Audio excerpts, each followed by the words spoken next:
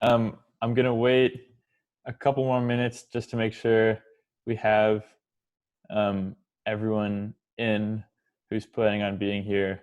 I think some of the global scholars in my cohort are starting to come in. So it'll just be a couple minutes.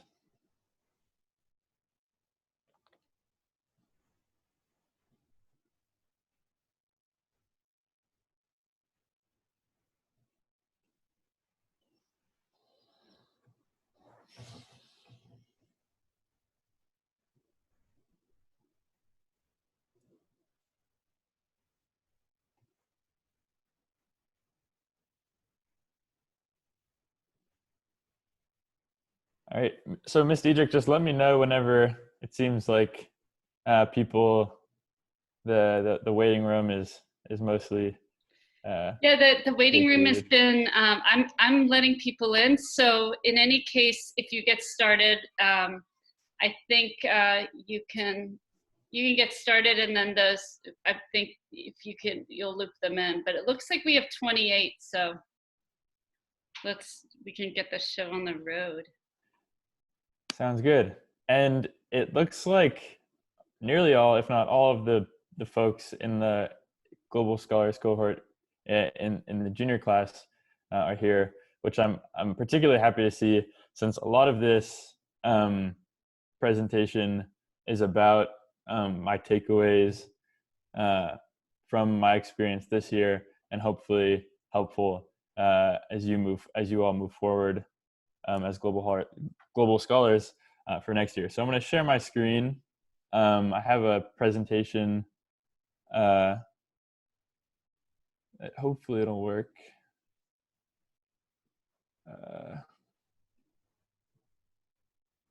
Can you all see the presentation? All right. And so just to begin, I wanted to say that just two things. One is that I want to be cognizant of how much time we're spending on screens. So if you have to turn off your camera or step away from the computer, that's perfectly fine.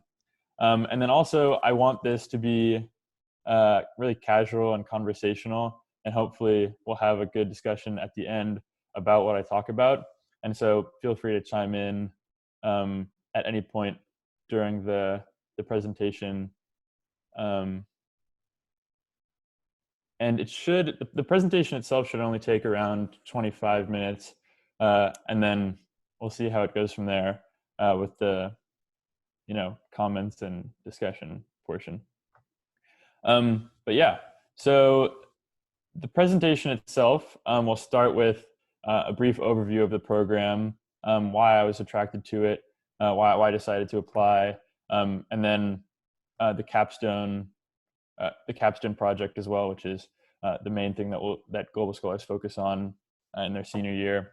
Then I'll move to my personal experience with the capstone and how I went about crafting my grant proposal with Reading Partners, which is the organization for which I secured the grant. And then finally, I want to talk about like the structural implications of completing the grant proposal, and sort of my thoughts about what my responsibility is as someone who's benefiting from the Global Scholars Program and as a student at Poly. So yeah, as I mentioned, I want to explain why I chose to be a Global Scholar in the first place. So I think a few things influenced my decision. Probably first and foremost being my relationships with people who are not citizens of the United States. Two people who I'd say are my best friends in the entire world are from Venezuela. So I met them at summer camp, and I've known them for 11 years now. And my conversations with them about their experience living in Venezuela, particularly over the last 10 years or so, has really increased my interest in global affairs and that sort of thing. And then I've also spent uh, 9 summers taking trips outside of the U.S. up north to Canada, and so sort of the physical relationship with the land that transcends borders is also something that's really impacted me. And then finally, I feel often in talking about politics um, and international affairs, I think of myself as sort of, and we use this language a lot in the Global Scholars Program, as like a global citizen, more than perhaps a citizen of the United States particularly, although of course I am that as well. So the capstone project is the main focus of your work um, during during your senior year. Um, there's a lot of infrastructure that Miss Diedrich and Mr. Carriger and also folks from the development office, Miss Edwards particularly, if you're working on a grant proposal, but all of our other advisors as well. For me, that was Mr. O'Leary, help you with. And so it can take the form of a grant proposal, which is what I elected to do, or a general project. So that can look like teaching a class in the middle school, or helping to run a summer program, or uh, cleaning up a community center, that sort of thing. And so in that sense, we as global scholars are focused on having an impact and also making sure that impact has a relationship to global issues, um, uh, which we spend a lot of time discussing as a cohort as well throughout the year. So for me, I chose a grant proposal. I wasn't entirely sure about doing the grant proposal until a few days before the deadline for making that decision. I had planned to talk about to have a conversation with those friends that I mentioned earlier in the conversation, or earlier in this presentation, from Venezuela, about their experience living there and the U.S. Venezuela relationships, and then using that as a presentation of the poly community, or maybe a class. But I decided that this grant proposal program would give me a really unique opportunity um, to take what I have learned over the last 3 or 4 years, um, and act or affect change in the way that I'm most invested in. And so the grant proposal for everyone has 2 components: the written proposal, which you submit to the panelists about a week before the in-person presentation, and then the in-person presentation, which is just a few minutes, and we all we present and then respond to questions the panelists have. And then, so I think it's also important to note that the money is not coming from thin air. There's a fund where we get the money, which is associated with Poly, and it's not like the panelists' money. The panelists choose which initiatives and which efforts they think are most deserving, and how much money they can give within the limits of the fund's budget. So, and I think it's really, or I want to explain why I work with reading partners before I get into the presentation. As I'll explain later on, I think this was one of the more successful parts of my grant proposal, my long-term relationship with reading partners. So I started volunteering with reading partners my freshman year. I've done it all 4 years. I've worked with reading partners in a variety of other ways. I interned there a few summers ago. I'm on the Tutor Advisory Council. I've represented them at service learning conferences. I've written some pieces about my experience with reading partners for other publications. And so this is not to just say like, oh, I've done, I know about reading partners, but it's that like I'm not someone who comes to them, just their senior year in high school because they're in this program and says, I care about literacy. Can I give you money? It's an organization that I have a very close bond with. I know personally a lot of the people that work for Reading Partners in Los Angeles.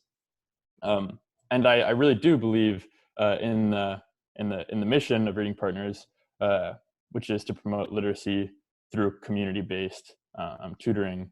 And that's obviously why I've been working with them for all this time, and also why I think it's so important to continue our relationship.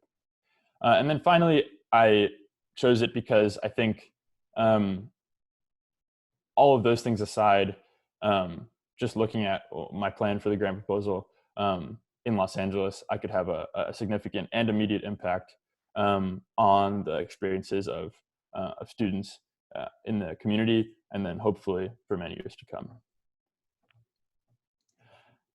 So, as might be apparent in my and how I've talked about the grant proposal process, I always tried to emphasize that it was not an individual effort. Both what informed my experience with Reading Partners, but what shaped my experience with Reading Partners leading up to the grant proposal, and then what the people and the organization and the institutions that helped me in my execution of the grant proposal were crucial. So that's not only the Reading Partners employees in the area that helped me, but also my fellow members of the Tutor Advisory Council who were invaluable, and then also the longtime tutors at Longfellow Elementary, where I tutor. I've been doing it for 4 years, but some people have been doing it for much longer. And so I have conversations with them about how to be a good tutor. And then this year I had conversations with them about how to hopefully, expand my impact to things outside of tutoring. And so this essentially is a deference to other people when I am not the expert. And so that's the case a lot for a high school senior who's trying to carry out a grant proposal at this scale, which is something that's not very common for high schoolers at all. And so, because, as I mentioned earlier, I want this presentation to be useful for a lot of you global scholars in the junior class. I have the exact presentation that I used on the day of the grant proposal presentations to the panelists, and it's not going to be the exact same presentation orally, but I'm going to talk about how I went about it, and how I decided to present. So obviously I introduced myself, and then right off the bat I specified the UN global goal that I wanted to most talk about. So there are some other global goals that are relevant to this, to the Reading Partners work, but I thought education, of course, was crucial. The global goals are something that I've talked about not only with the global scholars, but also in my work with Ms. Larios and the Student Community Engagement Council. So I thought this was a great way to demonstrate that, quality education and therefore Reading Partners work is something that a lot of decision makers on the global level, international level, it's something that they're invested in. I sort of elaborate on what I mean by, or what is related to this goal. So both the capacity for my grant proposal to increase engagement with reading but with students, and then also the ability for the books that I think, or the books that I proposed purchasing, to break down and build up different ideas, or ideas that break from conventional narratives about folks from outside of the United States. So that goes back to the global focus of my work. And then I go on to talk about my relationship with Reading Partners, which I already have right now, but I explained to them what I explained to you all, which is that Reading Partners is something that is an organization that I've had a relationship for quite a long time, and it's not something that I'm coming to as sort of someone demanding that I am able to throw money at them for some cause. And so then I talk about my the process of coming to my grant proposal, which is to purchase books for reading partners, reading centers in the Los Angeles area that center on global and diverse narratives. So the first thing that's I acknowledged was that I did not arrive at this proposal alone. In beginning this project, I knew it would be of significant importance for me to consider not only my experience as a tutor, but also the perspectives of all of those folks that I talked about, my fellow tutors, the reading partners, employees, and most of all the students, right? I mean, the students are the ones that we're thinking about, and the books are ultimately going to be for. And so those are the people I wanted to focus on most. I thanked the fellow members of the Tutor Advisory Council who helped me and pointed me in the right direction, and even gave me the publisher who I ultimately decided would be the best fit for me to purchase books from. And then I have on the next slide the specific budget items for my grant proposal. This is really important to know what you're purchasing specifically, how much it will cost, and what the products look like, why they're the right choice. And so Lee and Low Books is the publisher that I mentioned. They're really focused on their goals and their mission align very much with the resolution or the ideals that I took into this grant proposal project.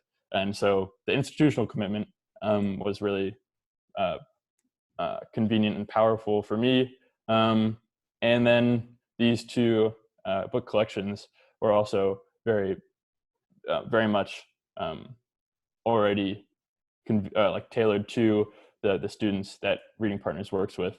And so in terms of reading level. And then the budget, of course, I said specifically it's going to cost $1,900. And so to me, that's like a lot of money. Nearly $2,000, you don't just throw that number around. But it turns out that I didn't know, I hadn't looked at the other grant proposals before the day of the presentation. That number was actually the second smallest request.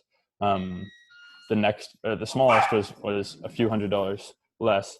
And so I think that my commitment to lowering the cost of my of the books that I purchased certainly helped in the process of securing the funds, and also meant that I could legitimately have a significant impact in all of the Reading Partners centers in Los Angeles for not that much money.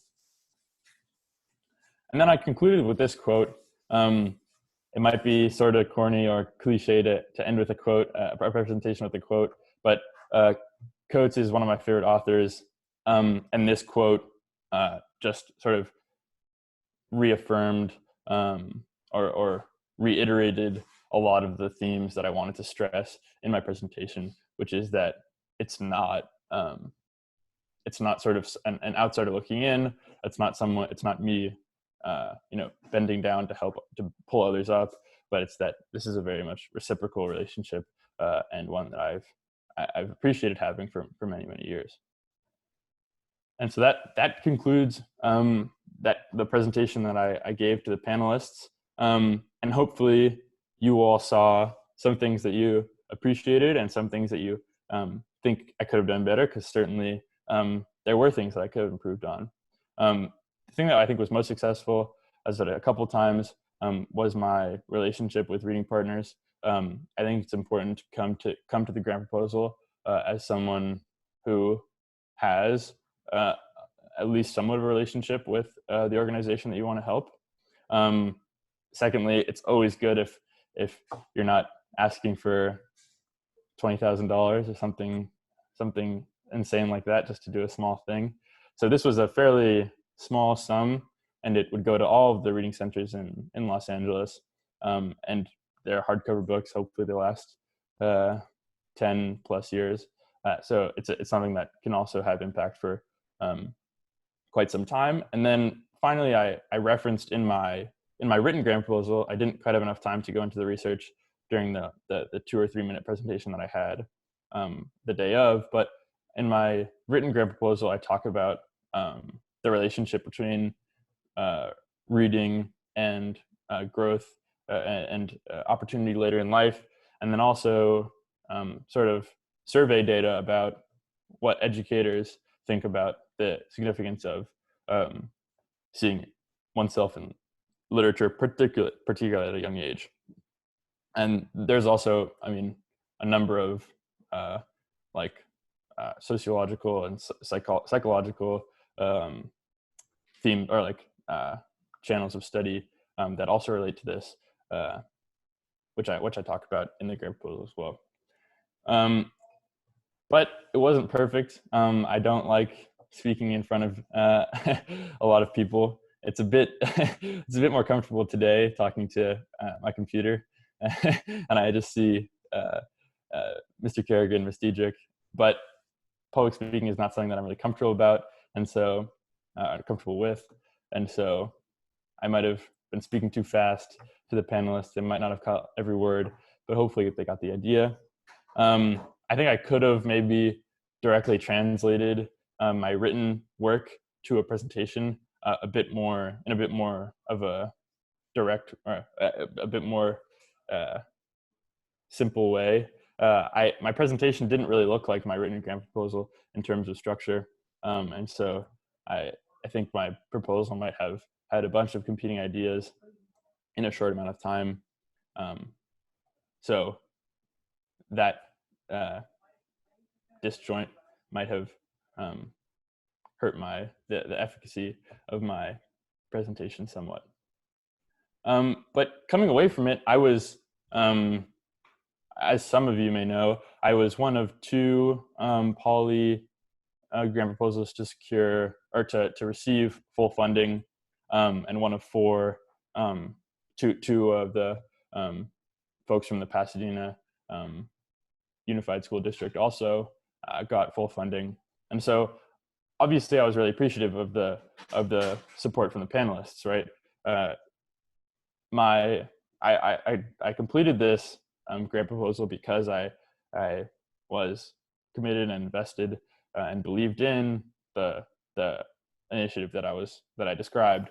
But also I think it was important for me to do this, and it certainly was a big part of my the process afterwards, which was my thinking about why poly students, or why I particularly had access to completing the grant proposal, right?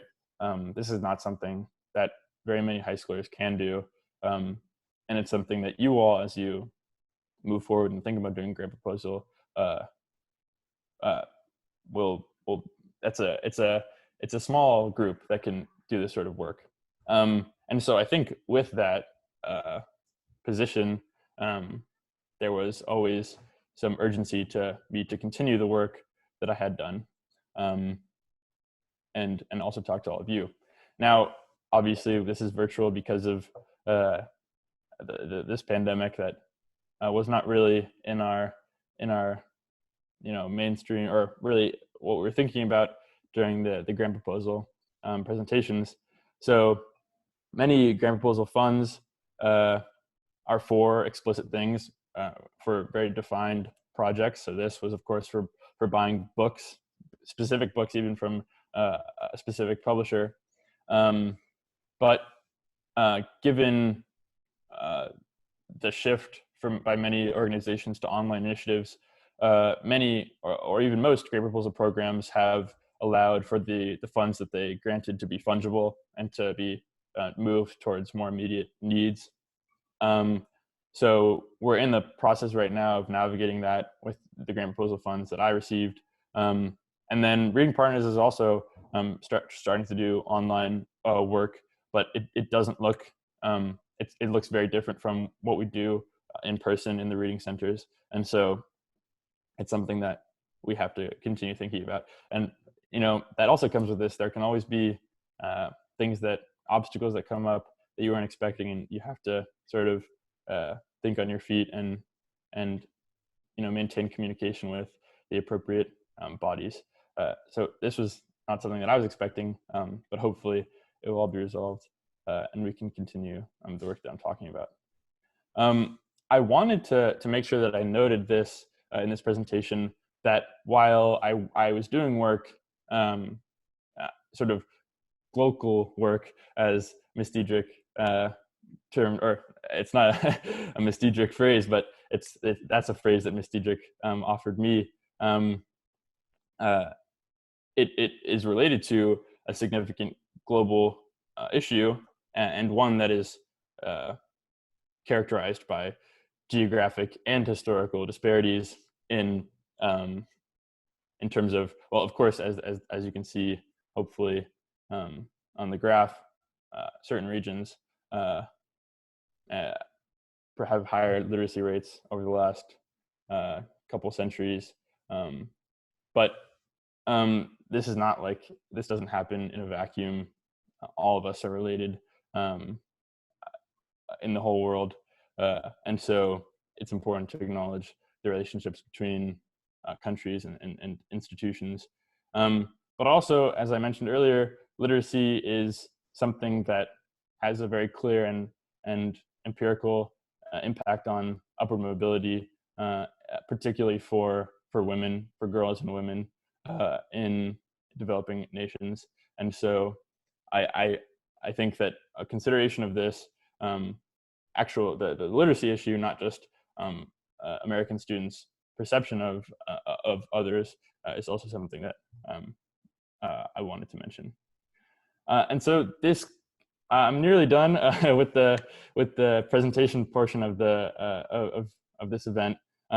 Just a couple more slides. I went a bit longer than I thought, but a theme that hopefully you're picking up on is that in completing this grant proposal, I always wanted to make sure that I was considering the implications of my position on my work and the ethics of doing this. And so I don't want anybody to be, I want everybody actually to be willing to share their thoughts on these ideas. One thing that I was thinking about a lot was that I didn't want to impose, I think this is particularly important for the work that I was talking about in terms of introducing global and diverse narratives into reading centers. But I didn't want to impose my personal views onto the project, onto the material that I was providing. And I wanted it to be a more collective and informed process.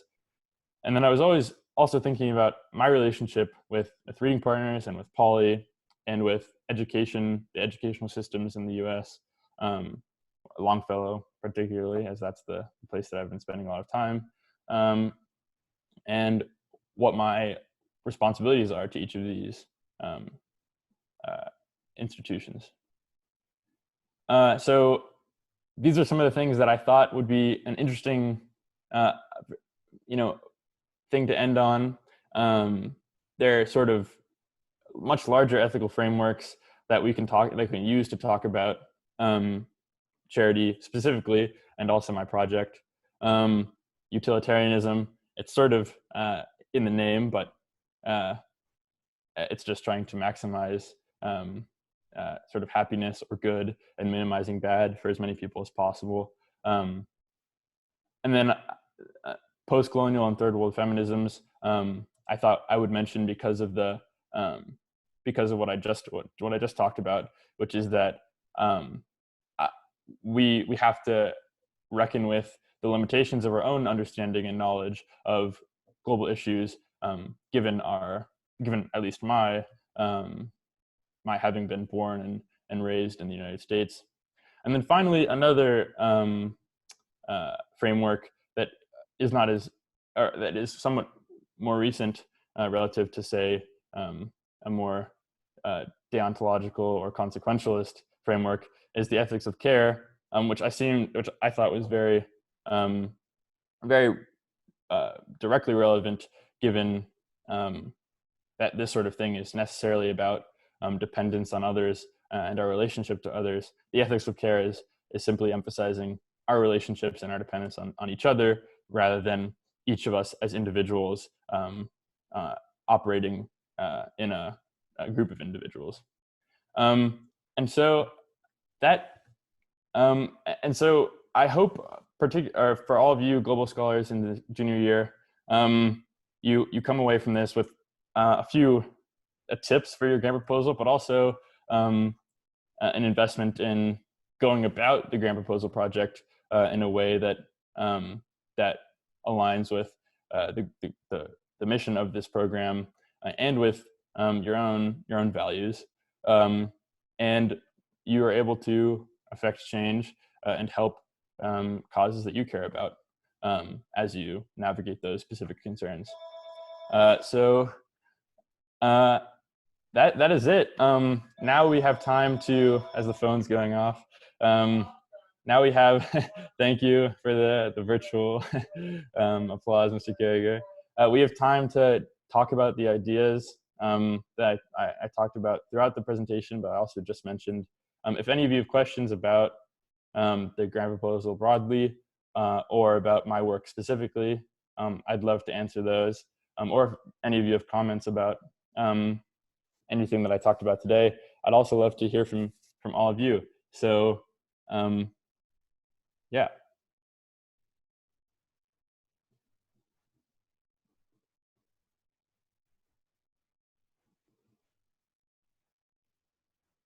Oh, I'll leave screen share, stop share.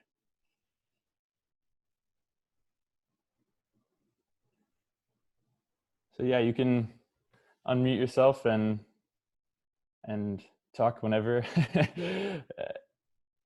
Or yeah, or talk in the chat, or ask questions in the chat. When into choosing the books, did anything go into choosing the books? Yeah.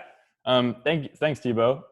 So I talked about this specifically, or I addressed this specifically in my presentation. But one of the panelists had a question that's very similar to that, which is, she asked me, how do you know the books are good? Which is a legitimate question, and one that threw me off for a second. But so the books, choosing the books, as I mentioned, conversations with longtime tutors were really important to me during this process. One person who's really somewhat of a role model to me is another tutor at Longfellow, she has written curriculum for the Los Angeles Unified School District, for the Pasadena Unified School District. She's worked in a number of literacy nonprofits. Her name is Beth Miller, and so she pointed me to Lee and Low books and those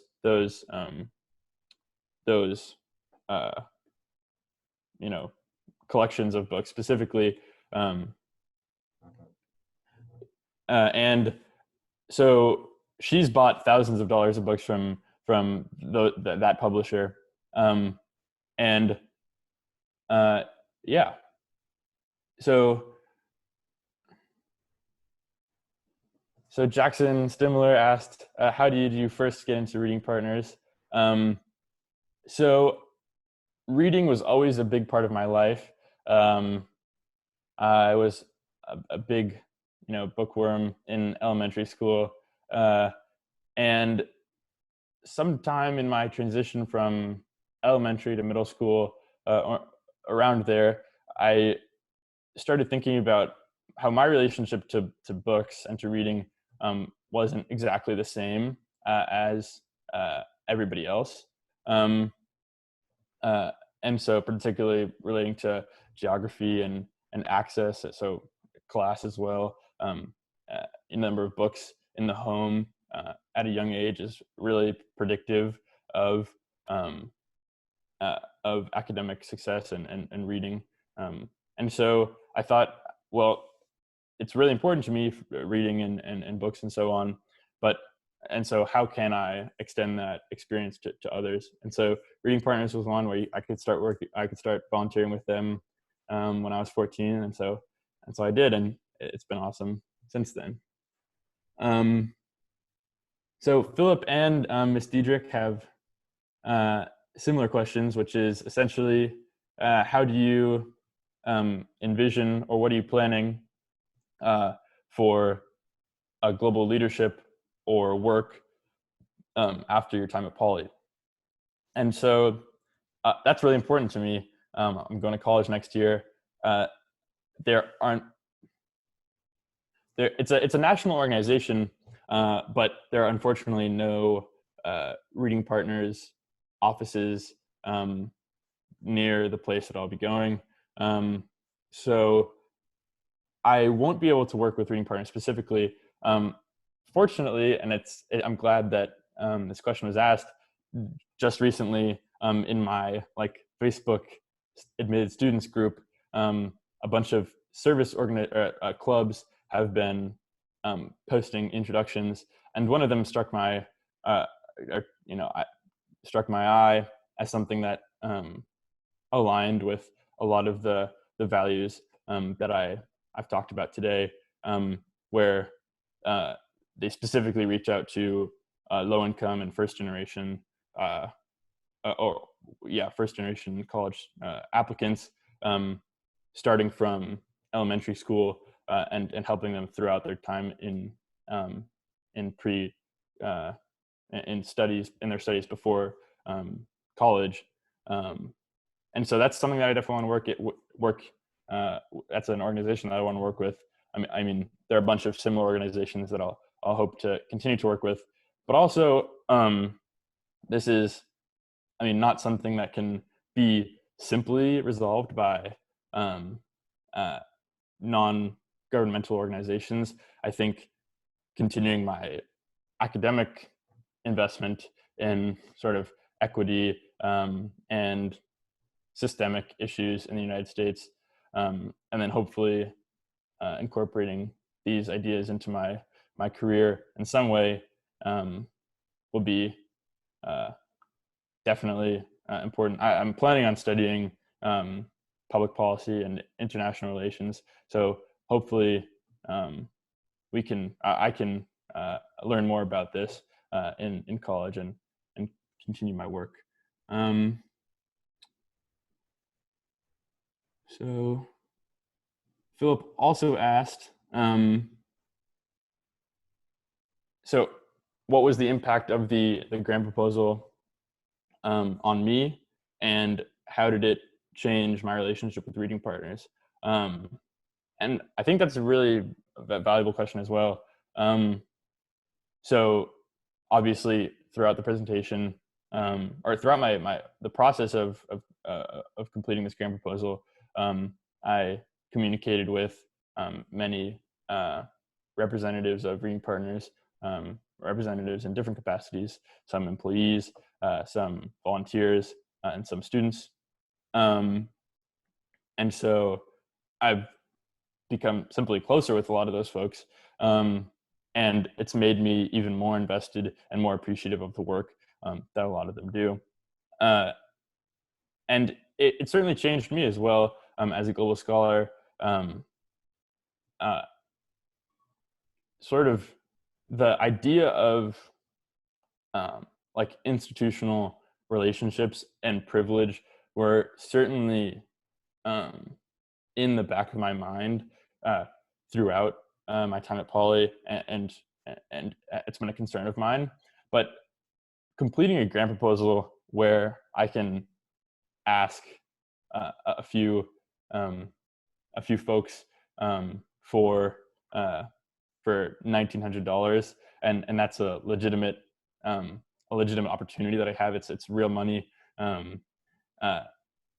Sort of brought that home, right? It's something that we have access to as Poly students and as global scholars, that isn't available to many other folks.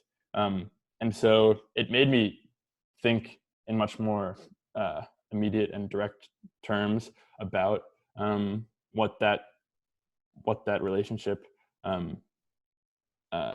entails, and has made me become more invested in thinking about that long term. So I just got I don't think you all can see the questions. I don't want to be reading the questions if you can read them. But Julieta asked me, how do you hope the books I chose will have a long-term impact on reading partners, and what would you need from next year's Global Scholars to continue the relationship with reading partners as an organization? So that's an awesome question, and sort of I'll take it as two parts. One being the books that I chose. Uh, so the utility of having that expanded selection is twofold, I think. One being for those students who are underrepresented, generally speaking, in children's literature, becoming more engaged. And so this is something that a lot of educators have seen in their classroom. So that is an obvious immediate good. It's that something that I mentioned in my presentation. It's something that I've taken for granted. It's something that I've always had, and perhaps a reason that I had that sort of relationship with reading as a young young person. So hopefully extending that, and it was also important for me to get books that were for kindergarten, first and second grade. Reading Partners continues their work through third and fourth, but it's really important at those young ages. And then the second point is that for students for whom the focus of the book is not on, reading those sorts of books is still important in terms of having a perspective that incorporates folks from other backgrounds. And yeah, and then the second half of your question, I know a lot of people have begun begun tutoring with reading partners over the last couple of years, thanks to the on-site tutor orientations that Reading Partners has been generous enough to host here at Poly. So hopefully, I'm not exactly sure who's doing that, and if there's some overlap with the Global Scholars cohort for next year. But I think given that the funds, as I mentioned, because of the pandemic, might be allocated in different places, that might be a goal for them later on, or they may be holding the funds until next year to purchase and distribute the books. In which case, I will hope to continue communications with them, and hopefully some of you all can also do the same. And so I want to thank everyone who asked questions. I also want to thank some people who I mentioned in the presentation. Miss Edwards, who helped with the grant proposal. Mr. O'Leary, Mr. Greg O'Leary, who helped. He was my mentor. And the advancement office in general. I also want to thank Ms. Diedrich and Mr. Carriger for always being there. They helped me a lot over the last couple of weeks with getting this final presentation together. And then I also finally want to thank Reading Partners and the students that I've worked with all these years. It's something that will always stay with me. So yeah, that concludes the presentation. I want to thank everyone for coming. If you have any more questions, you can stick around. But yeah, thank you, everyone. I hope you have a good day.